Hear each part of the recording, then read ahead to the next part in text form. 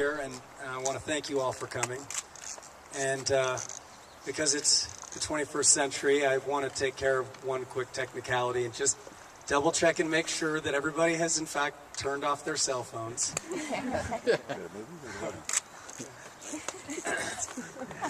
I know many of you have traveled very far to come here. I traveled quite a long way, and I hope that you feel, as I do, that the journey was well worth it. Because, I mean, look at this place. It's amazing.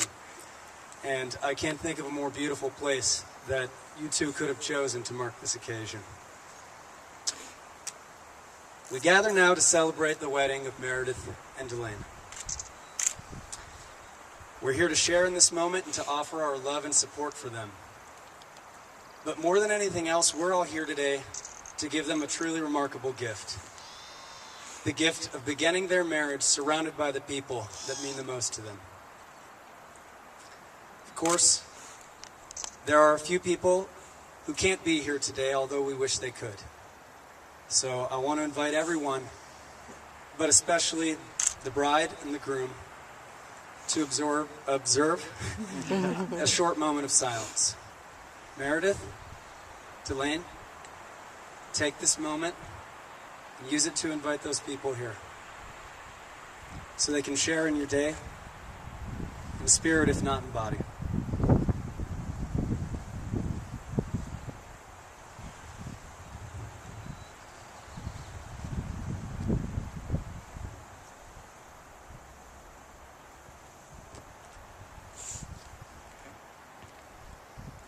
All right, now that everybody's here, I have a question to ask. Who gives this woman to be wedded to this man? Her mother and I do. Thank you.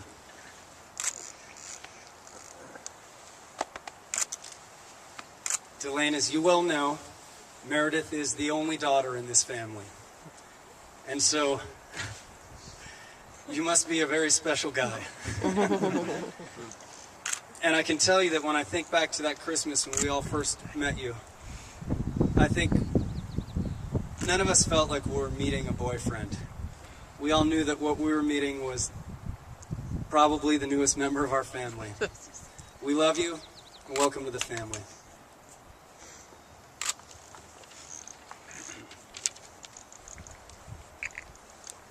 We're here today to celebrate the love that Meredith and Delane have found in each other. And you should always celebrate love, because it's quite often the most mysterious and elusive thing of all.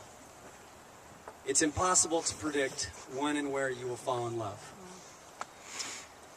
If I could time travel and visit 16-year-old Meredith in Groton, Massachusetts, and I told you, you're going to meet the love of your life in Fresno, California, you'd probably think I was crazy.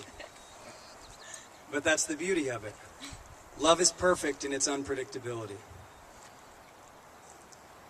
Now, it's very common for people who haven't yet found true love to ask a question of those who have. How did you know that he was the one? How did you know that she was the one?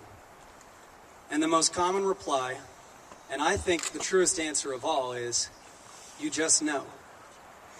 Now, this is a very frustrating response for somebody who's still searching for love. But when you found true love, it makes perfect sense. Because the fact is that every love is unique to the people who create it. And therefore no amount of words can ever fully capture its meaning.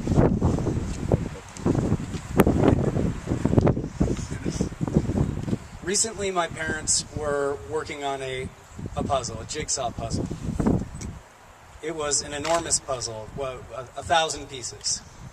And they worked on it for several nights in a row, and slowly but surely, they made their way, and they were just about done with the puzzle.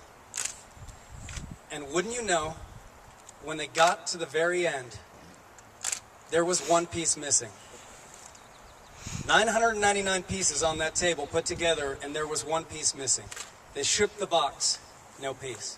They looked all around the floor, around the table where they were working on the puzzle. No piece. No matter how hard they looked, they couldn't find that one missing piece. Meredith, Delane, in finding each other, what you've really found is that missing piece. And for the rest of your lives, even on those occasions when you find yourselves far apart, you're never ever going to be alone, ever again. Because each of you will carry that piece of the other with you for the rest of your lives.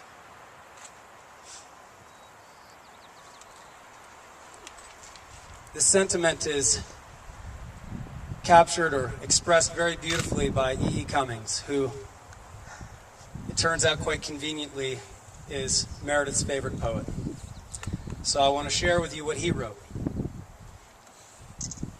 I carry your heart with me. I carry it in my heart. I am never without it. Anywhere I go, you go, my dear. And whatever is done by only me is your doing, my darling. I fear no fate, for you are my fate, my sweet. I want no world, for beautiful, you are my world, my true. And it's you are whatever a moon has always meant, and whatever a sun will always sing is you. Here is the deepest secret nobody knows. Here is the root of the root and the bud of the bud, and the sky of a tree called life, which grows higher than the soul can hope or mind can hide. And this is the wonder that's keeping the stars apart. I carry your heart. I carry it in my heart. Now, I'd like to ask everybody if they could please stand for a moment.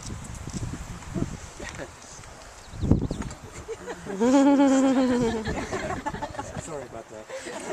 Mom, Dad, you've been standing already, so. Now, Meredith and Delane will find tremendous strength in their love for each other. But as the saying goes, no man or woman is an island. And with that in mind, I'd like to ask everybody here to answer a question. And when I ask you this question, I want to invite you to respond however you feel. You can just say yes, or you can clap, you can hoot, you can holler, whatever you want. But what I'd really love is for all of you to put as much energy into your response as possible. Here's the question.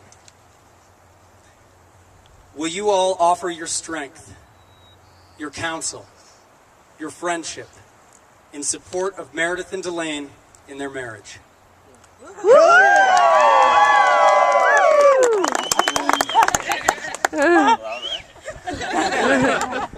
That's exactly what I was hoping would happen. Meredith, Delane, I want you to remember that moment. I want you to remember that loud cacophony. Just never forget that, okay? Because truly, we're friends, we're family, but what this really is right here, this is your family. We're all your family. Never, ever be afraid to ask us for anything, because we love you unconditionally and we will always support you. Please be seated. And thank you.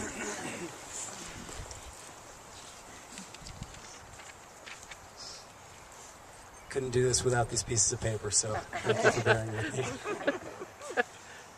Now, in a few moments, you're going to say your vows to each other. But before you do that, I want to talk as best I can about the vows you're going to take.